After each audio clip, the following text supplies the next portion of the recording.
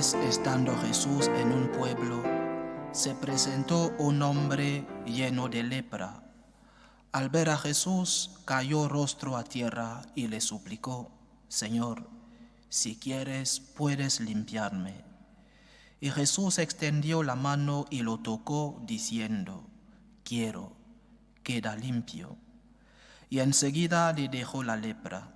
Jesús le recomendó que no lo dijera a nadie y añadió: Ve a presentarte al sacerdote y ofrece por tu purificación lo que mandó Moisés para que les conste. Se hablaba de él cada vez más y acudía mucha gente a oírle y a que los curara de sus enfermedades. Pero él solía retirarse a despoblado para orar. Palabra del Señor. Gloria a ti, Señor Jesús. Es difícil para nosotros comprender la trascendencia del milagro de la curación de este leproso. Difícil porque en nuestra época, gracias a Dios y al avance de la medicina, la lepra ya no es una enfermedad que afecta a mucha gente. En Occidente ha sido prácticamente erradicada. Todavía hay muy pocos enfermos de lepra en los países llamados del tercer mundo. Pero en el contexto de nuestro Señor, ese milagro tiene una trascendencia. La lepra era una enfermedad grave y seria, ¿no? Porque el enfermo veía podrirse unos miembros, lo veía esa progresión de sus miembros que se estaba pudriendo. Pero también, como era una enfermedad que se transmitía por contacto, el leproso no solo tenía que soportar la enfermedad, sino que además era apartado de la comunidad como medida preventiva, como cordón sanitario, para que no pudiera contagiar al resto de la comunidad. Ello implicaba una doble carga: la enfermedad que tenía que llevar el enfermo y, por otro lado, vivir aislado, vivir apartado, lo cual implicaba que los leprosos tenían una vida bastante complicada y difícil. La lepra, si la llevamos a nuestra vida, se puede equiparar con el pecado. En primer lugar, el leproso es consciente de su enfermedad, pues evidente, la lepra física, el leproso veía, ¿no? Pero espiritualmente, muchas veces el enfermo no se da cuenta, porque no tiene conciencia, no se da cuenta de su enfermedad.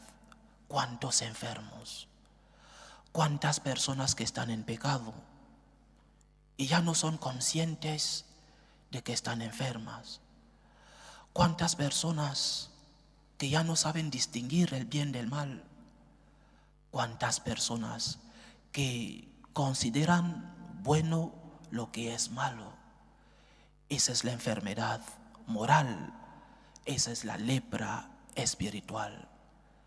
Muchas personas no se dan cuenta, sea porque no han recibido una educación, una enseñanza en su familia, en el colegio, o sea porque en nuestro mundo reina lo que el Papa Benedicto XVI llamaba el relativismo moral, donde lo bueno y lo malo ya no son objetivos, sino que cada uno elige lo que es bueno para él y lo que es malo. Por lo tanto, vivimos en una sociedad en tinieblas en este sentido moral. Muchas personas ya no saben distinguir el bien del mal, tienen lepra. Tal vez no serán culpables, pero están enfermos. Y esa enfermedad les hace daño y hace daño a la sociedad. Y por lo tanto, aunque ellos no sean conscientes, viven sumidos en la tiniebla, en la tristeza del pecado y por lo tanto la enfermedad les está comiendo espiritualmente. Lo que tenemos que aprender de este milagro es que en primer lugar, tener conciencia es una suerte. Saber que tienes unas obligaciones es una gracia. Saber distinguir el bien del mal es un don. Las personas que tenemos conciencia, no porque seamos santos ni mejores que los demás, sino porque hemos tenido la suerte, el don de haber nacido en una familia cristiana que nos ha educado, enseñado a distinguir el bien del mal, nos tenemos que sentir dichosos, afortunados, porque tenemos conciencia. Nos tenemos que sentir afortunados porque sabemos distinguir el bien del mal. Esa es la primera enseñanza. ¿Sabes distinguir el bien del mal? Has recibido un don. El Señor te ha regalado esa conciencia y la tienes que alimentar. Tienes que alimentar esa conciencia para que no la pierdas y no te conviertes en un enfermo, en un leproso moral, en un leproso espiritual. Tienes que alimentar tu conciencia, que no te contagie la sociedad, que no te contagie ese relativismo moral, esa dictadura del relativismo. Alimenta, por lo tanto, tu conciencia con la formación, con la oración, con la práctica de los sacramentos. Y así, aunque hayas caído porque eres débil, sabes que has obrado mal y pides perdón a Dios. Esa es la primera enseñanza. Siéntete afortunado, siéntete dichoso, porque tienes una conciencia que sabe distinguir el bien del mal. Pero también, segunda enseñanza, tenemos que dar ejemplo. Nosotros que tenemos una conciencia formada y recta, nosotros que hemos recibido el don de saber distinguir el bien del mal, tenemos que dar ejemplo a los demás. Y ese ejemplo no está en querer convencer. Normalmente no sirve de nada. Bueno, a tus hijos, a las personas cercanas, sí.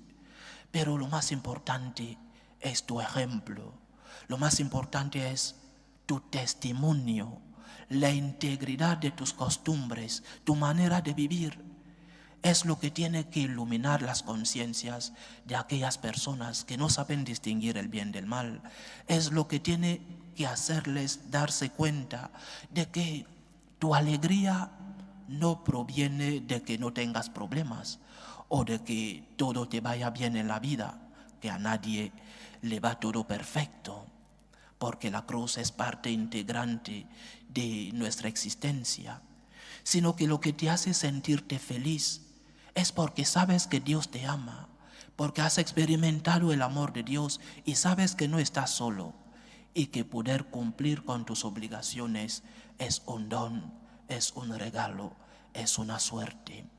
Manifiesta, por lo tanto, este testimonio de alegría ante los demás, de manera que tu luz, tu esperanza, tu amor irradie alrededor tuyo y que los que han perdido la conciencia, los que ya no saben distinguir el bien del mal, los que han perdido el sentido de la vida, que vean en ti el reflejo del amor de Dios, que vean en ti el reflejo de la esperanza, el reflejo de la luz de nuestro Señor, y que puedan decir, como decían los primeros cristianos, mirad cómo se aman. Ese era el testimonio del amor de Dios. El Imperio Romano, en la época de nuestro Señor, tal vez esas personas no eran más buenas que nosotros, pero veían en los cristianos el amor, el reflejo del amor de Dios, y se exclamaban, mirad cómo se aman. Tu testimonio puede servir de luz, tu testimonio puede servir de reflejo a aquellas personas que han perdido la esperanza, a aquellas personas que no saben distinguir el bien del mal. Si nosotros intentamos vivir de forma coherente con nuestra fe, estaremos iluminando a las personas que pasan a nuestro lado, que no tienen conciencia, que viven en la tiniebla del pecado y necesitan la luz de la verdad para poder identificar su mal.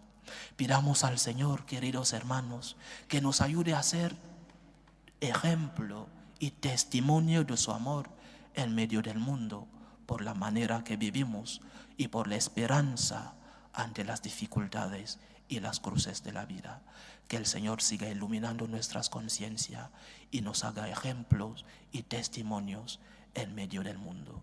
Que así sea.